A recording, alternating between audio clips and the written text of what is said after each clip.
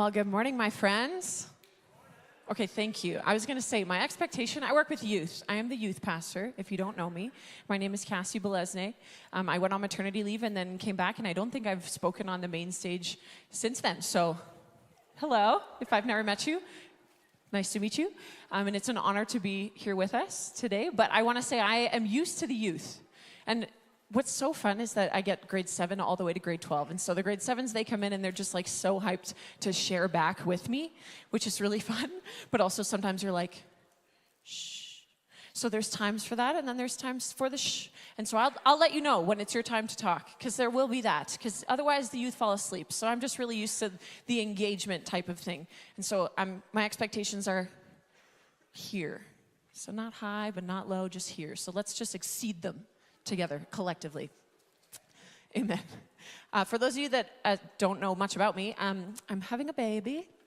Yay. So I shared that already, but for those of you that missed it, so you get me until I'm due August 1st. So maybe until August 1st, maybe until like August 6th. Hopefully not, but we'll see. You never know. And I'm married to my beautiful husband, Todd, and we have one son. His name is Smith. He's the greatest thing ever and just very entertaining. He's almost 2, so we're in the nose. Which is like so annoying as a parent, but also very cute, but so annoying. Holy smokes, it's not all no, just so you know. Well, we are in the middle of a sermon series on worship. It's titled Worship, the Love Language of Union, which has been such an incredible opportunity for us to just learn what it looks like to worship within our context of being one with the Father, one with the Spirit, one with the Son. And they have it behind me, so that's so great. And, my friends, we've been exploring what worship is and how we can worship and why we worship. And so this is the part where the youth are engaged. I actually want to hear how it's going.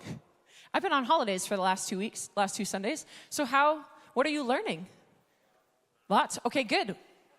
More would be so great. Specifically, what are you learning about worship? Please share. No, I'm serious. Like, this is the part where you talk. What are you learning? How did it go? What the Father loves in worship. Thanks, Pastor Josh, because he preached on it. Pastor Lannon last week, I did listen.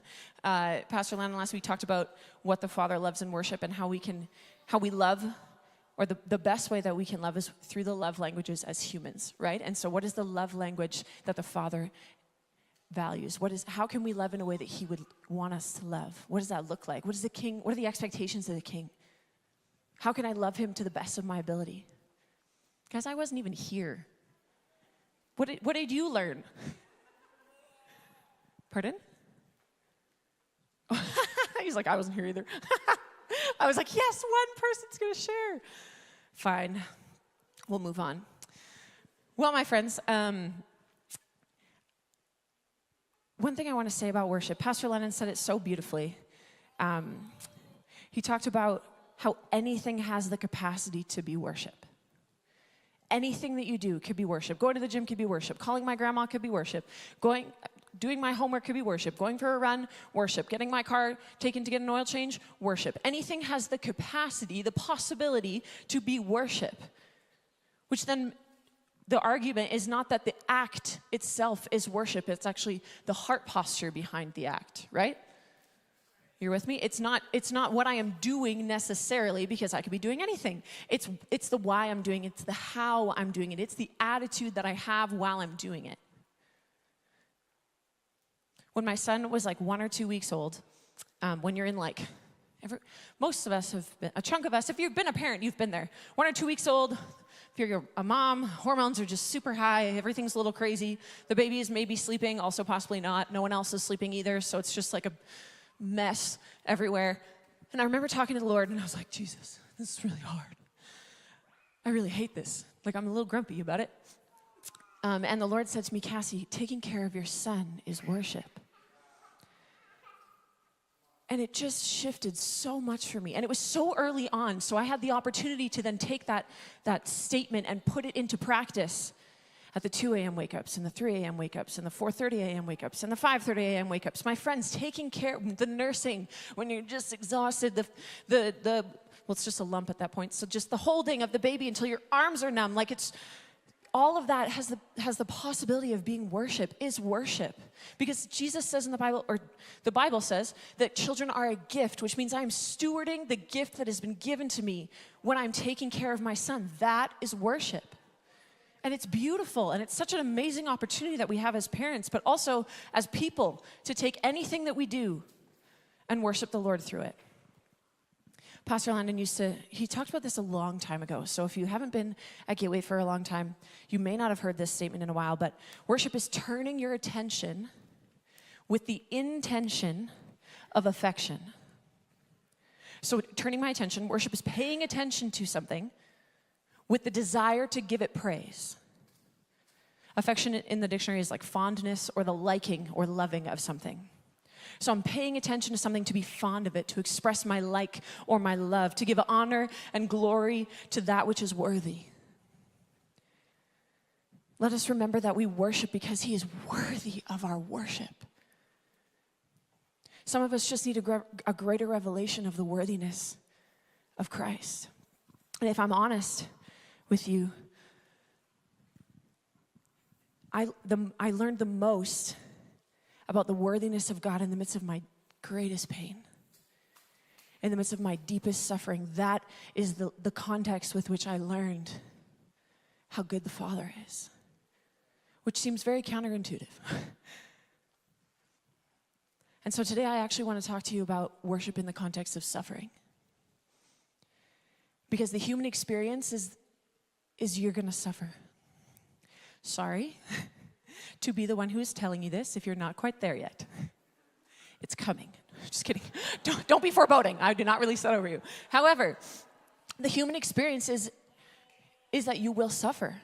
Each and every one of us have walked through something that was painful. You will experience pain. And the beautiful thing is that in heaven there is no pain. There is no suffering.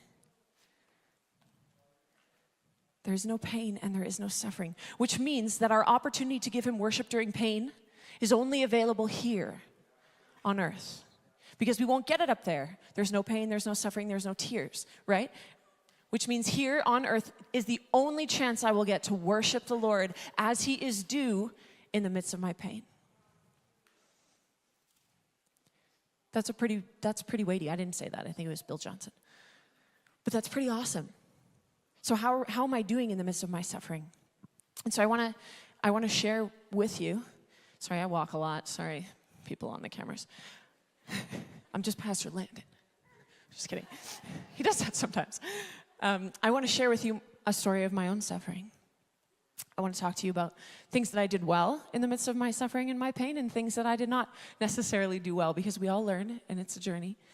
And I want to preface this by saying that by sharing my pain, I am in no way belittling yours. And I think that's a really important statement to make, because each of us walk through something differently. And your thing may look small compared to mine, and there is no label. We put the label, but there's no label on your suffering, whether you feel that it is a big thing or a small thing. Jesus doesn't label it. You shouldn't either. If you're walking through pain, you're walking through pain, and it is painful, and it sucks, and I'm sorry. And that is okay. So in my sharing of my story, please don't stamp it directly on yours. Please don't feel as though I am belittling your suffering or making mine larger or smaller or whatever. Just want to get that out there. So, I grew up in the church. Just a little bit about me, I suppose, to start my story. I was called to be a pastor at the age of 12 at youth group. So I'm a youth pastor because I just love youth group. And it really impacted me, and I had very profound experiences as a young person that have really stabilized my faith. And so I was really, really pumped about being a pastor up until I was 17, 18, and then realized pastors don't make a lot of money, and it's a lot of work. So I was like, I don't think I want to do that anymore. I'm going to be like a doctor, use my brain for something helpful, help people because I love helping people, that kind of a thing. And so I I graduated high school, and I went to Vanguard for 1 year because I just thought it would be fun. I felt like the Lord said that would be a good thing to do, so I was like, okay. I went to Vanguard Bible College here in Edmonton. I took a 1-year pastoral program certificate. I didn't do a lot of things. Like I just had a nice time and learned a little bit about Jesus, but like I didn't take it very seriously is what I'm getting at. And then I accepted a volleyball scholarship to King's University and was going to do their Bachelor of Science. And then the Lord had other plans, and I worked at Starbucks at the time, and I was just standing in the middle of Starbucks, and I heard the Lord as clearly as I've ever heard the Lord. He said, Cassie, you're not going to do that. Instead, you're going to go on YWAM. YWAM stands for, there's a lot of acronyms in the church, and nobody ever explains them. YWAM stands for Youth with a Mission, and it's a missions program for young people, generally. And it runs a 3-month discipleship training school. Okay, so 3 months of sitting in a classroom, learning about Jesus, different topics about the Bible, about faith, about missions, and then like a 3 to 4 month missions trip. And so I was like, that sounds way more fun than going to school. So I will do that. Why not? So I went home and I Googled, I was like, where do I want to go? It's like, well, I've always wanted to go to Australia. It sounds nice. So I Googled YWAM Australia, I found the first working website and applied. Yes, very spiritual. It was exactly where I needed to be. And so I made my faith my own in my YWAM journey.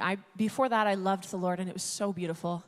And I grew up in church, and I'm so grateful for that. But I would say a large chunk of why I went to church is because my parents drove me. Like, I went to church because they went to church, and because I made friends in the church, and that was that.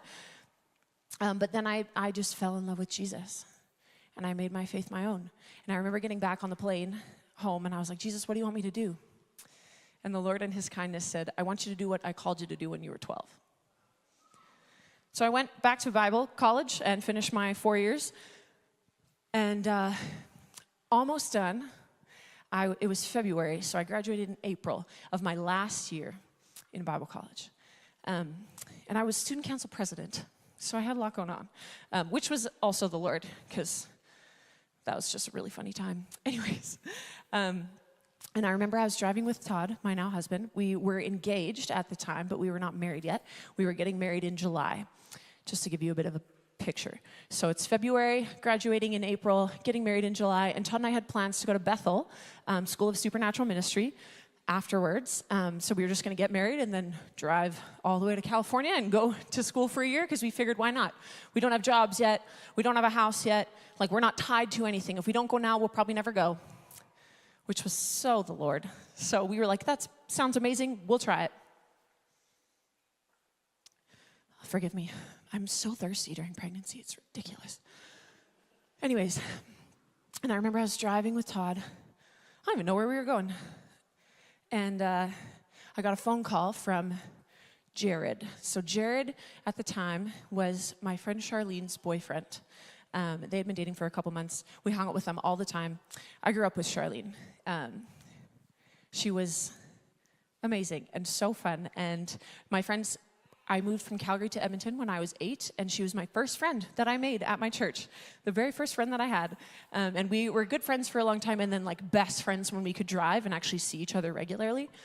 And so we were like inseparable. We talked on the phone all the time. We texted all the time. She knew more about me than anyone else on the planet. Like, she was the closest person that I had to me. I would consider her the Solomon to my David, or Solomon. That's not his name. Jonathan. It's like, that's not right. That's his kid. The David to my Jonathan, or vice versa. Like, we were so close. She was the closest person that I had on the planet. I get a phone call from Jared. And Jared's like, Charlene's been in a car accident. And my first reaction was like, Jared, this is a terrible joke. Like, that's literally what I thought on the phone. I was like, this is not funny, okay? And he's like, I am not kidding. She's at the U of A in emergency surgery right now. You need to come. So I said, okay. I had work that night, so I called work, and I was like, I'm just going to visit my friend. I don't really know what's going on, but like, I feel like I should be there, and can anyone cover me? And they were so gracious. I didn't have to work. Todd and I immediately stopped what we were doing and just drove to the University of Alberta. Went to the emergency room. She was at the stollery. Charlene was like 120 pounds soaking wet. Like, she was a very small person. So they took her to the stollery because she's basically the size of a child. And so I walk into the emergency room, and I'm like, I'm looking for a very broken, small person. And they were like, oh, we know that person. Took us to where we were supposed to wait. And I didn't know a whole lot. I just knew she was in a car accident and that it wasn't great. Met her parents there, talked to them a little bit about her injuries. She'd been driving down the Spruce Grove highway to Spruce Grove or coming home from Spruce Grove, one of the two. Coming home from Spruce Grove, before they had those nice lane separator things that they set up, the metal ones. So she slipped on black ice because it was like a blizzard that day and just hopped over the barrier and went into oncoming traffic and just got plowed over by a giant truck. So she was not in great shape. They were doing emergency surgery her pelvis was broken. Gosh, she had a lot of injuries. Anyways, so we're at the hospital, we're praying, we're waiting. I'm like thinking in the back of my mind, man, it's like $14 for parking here. I'm gonna be here so much in the next like 6 months waiting for Charlene to get better that I'm gonna be paying so much money in parking. Like this is what's happening in the back of my mind. This is how much faith I had. I was like, she's gonna be better, life's gonna be good, she's gonna be fine. She gets out of surgery. They wheel her down the hall. I remember this moment very specifically, and it ties into the story later, but I remember wanting to go into the hall and see her. And I remember there were so many people from our church that showed up. So many people. It was such a beautiful, you could just really see and sense the community in the moment. That people were showing up just because they heard and thought they should be there, which was so cool. But someone stood in front of the door and was like, that's for family only. And I was so hurt in that moment because I was like, this is like my sibling. Like, what do you mean? Anyway, so she goes, they wheel her to her room. She's alive. So many people get to visit her. They just keep sending out different family members to visit her. And I'm like the last one because I'm not actually related. I get to visit her. I pray over her. I sing over her. It's beautiful. I'm like, you're going to live. She did not look great, but I was like, this is going to be good. And she died. She did not make it. So I found out at like 3 in the afternoon, and she passed away at 1. So it was so quick. It was done so fast. I had a friend, and then I did not. And it was earth-shattering for me because this was the closest person that I had. And so many people were so kind, and they said so many kind things. But it's funny because we all experience suffering in some measure or another, but we have no idea how to comfort or what to say in the midst of these moments. And we say really stupid stuff. And we're trying, and it's so gracious and so kind. But we can do better, church, in helping people along with their suffering, in offering kind words, in sitting with people and being in presence, just being there. So the following months were just really, really jarring. I mean, if anyone here who has experienced grief, it comes and it goes and it ebbs and it flows and there's a lot that goes on. You get really angry and you get really sad and you kind of just walk through these different stages of grief. And I'm not here to present whatever book it is on grief to you. I'm just here to share my experiences with you. But I remember just eventually being so angry. And not being willing to admit that I was angry.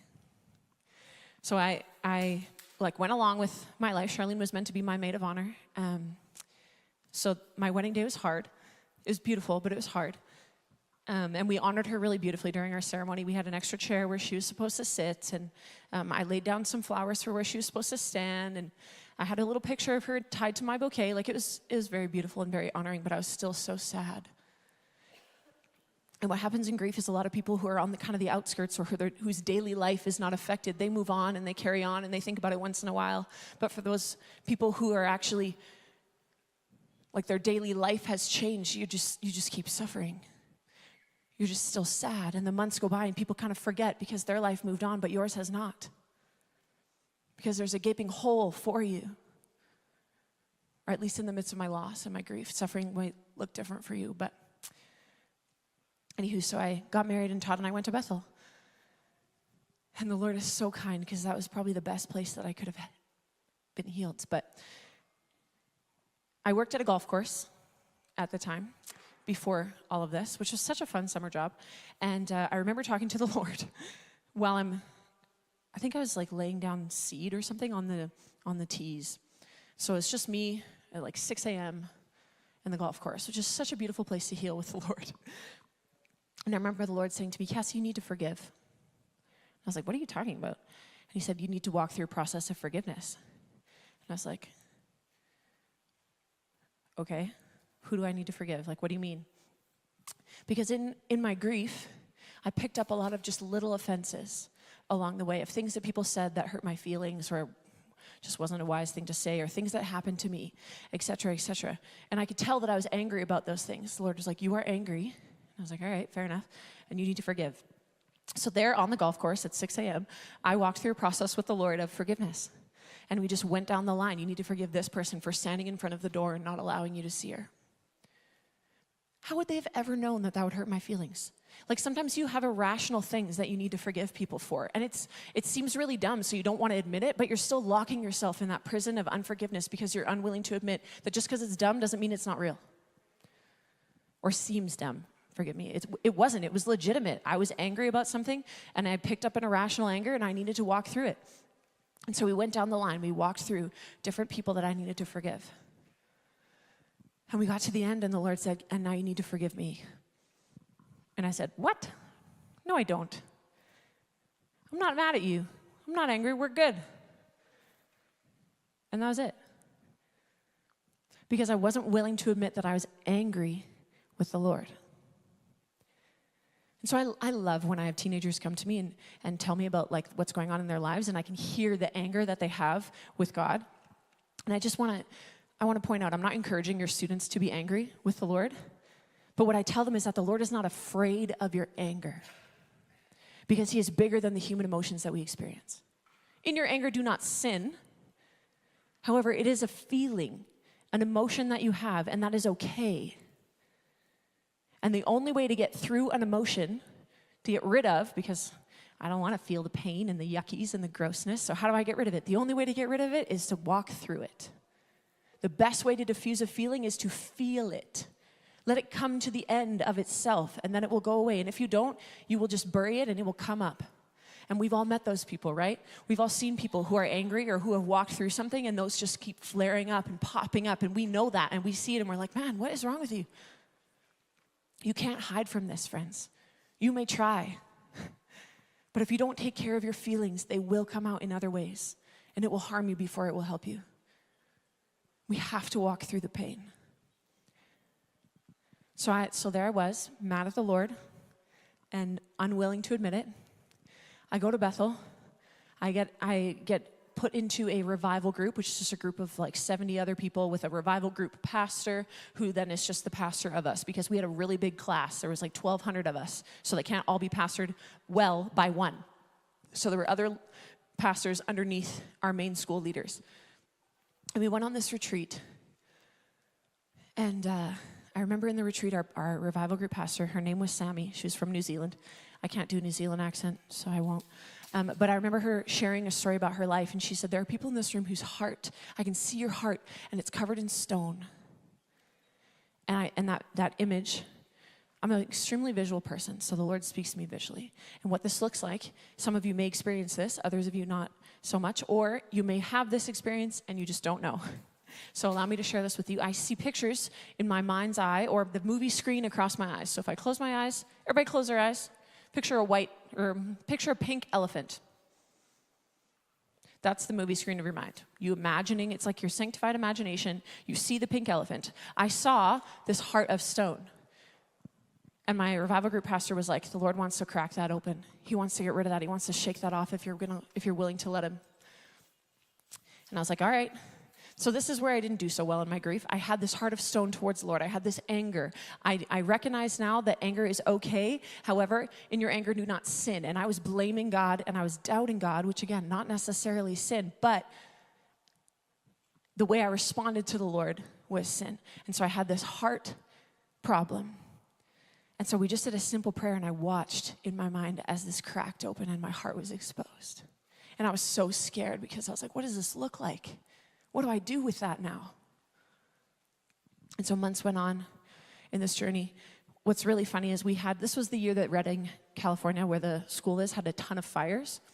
And so we had a place to stay, and then they had to be evacuated because of the fires. And so our place to stay kind of got shifted. And our friend had been there visiting and saw this ad on like a bulletin board. And so we called the guy. And we ended up going to live with Grandpa Gil, who is a 75-year-old man who sold his condo in LA and bought a vineyard in California. And he named the vineyard Restoration Place. And so for my year of healing, I went to live at Restoration Place. And it was so beautiful. The Lord is just so kind. There are kisses from heaven all across that year. But Gil had transformed his garage into like a sitting library room.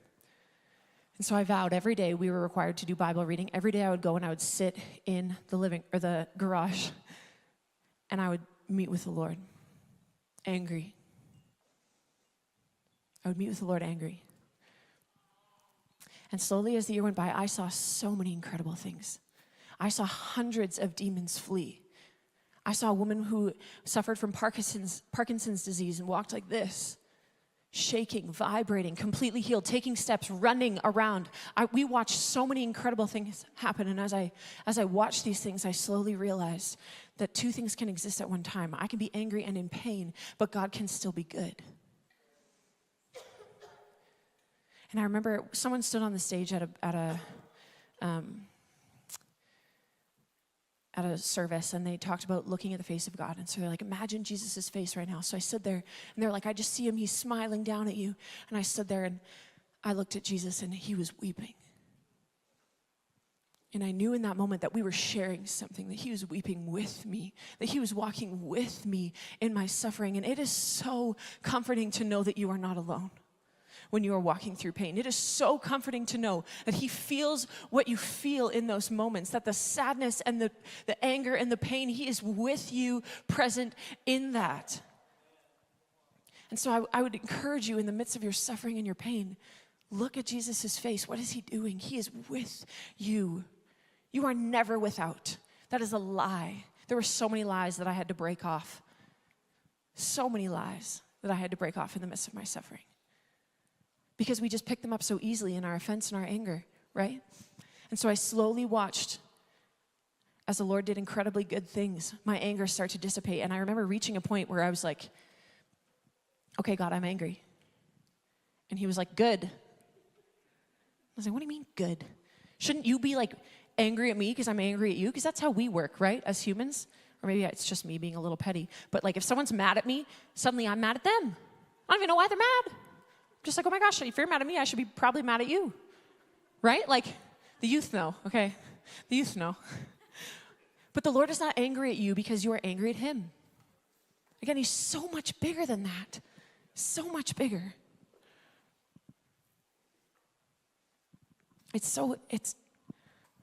Anyways, so I walked with the Lord throughout this year, having different touch point moments of just the Lord being so, so kind. My friends, there are measures of his presence that you can only experience in the valley of the shadow of death. We don't get suffering in heaven. It is here. And this is just a perspective shift, because so much of our faith is a perspective shift. But what if I didn't view suffering as something I needed to run from?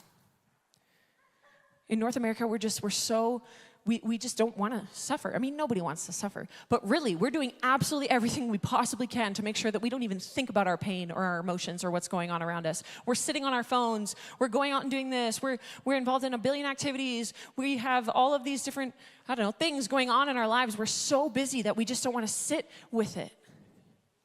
But again, you can't walk through it if you're not willing to admit it's there, that it exists in you. Loss is the mystery that we have the privilege of stewarding.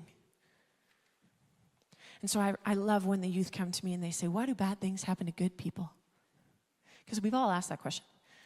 And I say, I don't know. Why do bad things happen to good people? Well, lots of people often will argue. And I remember going for my DTS, I went to India for my missions trip. And India is just an extremely crazy place. There's very upfront, in-your-face suffering all the time. You see people dying on the side of the road where I was. Like there's just a lot going on. And I remember being like, man, why was I born in North America and this person was born here? Why do I have privilege and they do not? Why is it so intense here? And the Lord said to me, Cassie, there's just as much suffering in North America. It just looks different.